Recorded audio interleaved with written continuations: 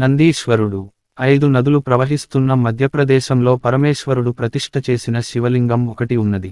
ఆ 5 నదులలో స్నానం చేసి అక్కడి శివలింగమును ఎవరు అర్చిస్తారో వారికి మోక్షం ఇవ్వబడుతుంది అని శాస్త్రం చెప్పింది. పార్వతీదేవి ఆ పిల్లవాడిని ప్రమదగణములకు నాయకునిగా చేయవలసినదని శివుని అభ్యర్థించింది. వెంటనే శివుడు ఆ పిల్లవానిని కూర్చోబెట్టి ప్రమదగణములన్నింటికి నాయకునిగా అభిషిక్తం చేశారు. ఈ విధంగా అభిషిక్తం చేయబడిన వానికి తగిన కాంతను చూసి వివాహం చేద్దామని పార్వతి శివునకు చెప్పింది. ఆయనకు తగిన భార్యగా మరుత్తుల కుమార్తె సుయశను నిర్ణయించి వివాహం చేశారు.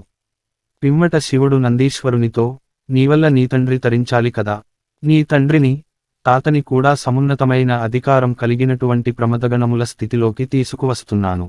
వారు కూడా నన్ను సేవించుకుంటారు అన్నాడు. శిలాదుడు ప్రమదగణములలో ఒకడిగా చేరిపోయాడు.